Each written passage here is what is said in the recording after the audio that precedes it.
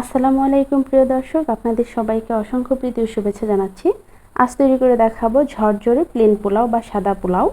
একদম পারফেক্ট একটি রেসিপি। যারা নতুন রান্না করছেন তাদের কিন্তু ভীষণ হেল্প হবে। অবশ্যই রেসিপিটি ফার্স্ট টু লাস্ট দেখবেন আর অবশ্যই পেজটি ফলো করে দিবেন।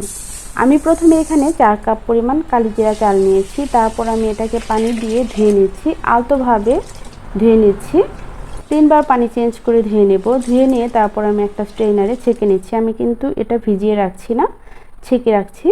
তারপর আমি চুলায় একটা প্যান দিয়ে দিয়েছি আর এখানে আমি হাফ কাপ পরিমাণ দিয়ে দিলাম রেগুলার খাবারের তেল।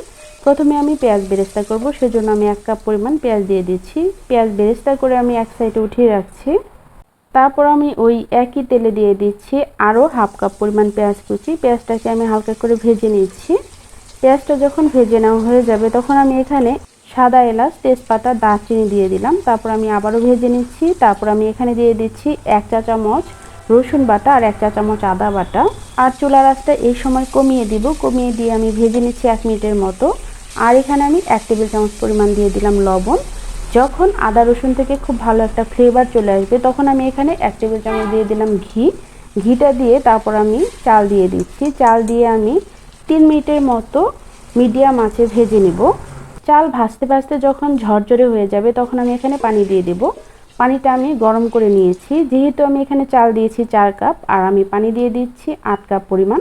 আপনারা চাইলে এখানে লিকুইড মিল্কও দিতে পারেন, 2 কাপের মতো, আমি দিচ্ছি না।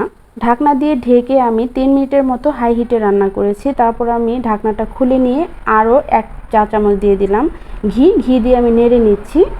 এবার চুলার আঁচটা আমি একদম কমিয়ে দেব। কমিয়ে দিয়ে আমি কিছু কাঁচামরিচ দিয়ে দিচ্ছি আর আলু বোখারা কিশমিশ দিয়ে দিলাম। আপনারা চাইলে নাও দিতে পারেন, আবার চাইলে ইচ্ছে করলে কিন্তু বাদামও দিতে পারেন। তারপর আমি ঢাকনা দিয়ে ঢেকে 20 মিনিটের মতো রান্না করব।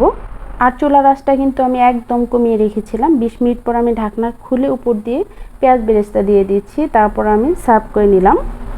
দেখেই কিন্তু বোঝা যাচ্ছে কতটা ঝরঝরে এবং কতটা পারফেক্ট হয়েছে। উপরে ঝরঝরে এবং ভেতরে কিন্তু অনেক সফট। আপনারা অবশ্যই এইভাবে বাসায় তৈরি করবেন।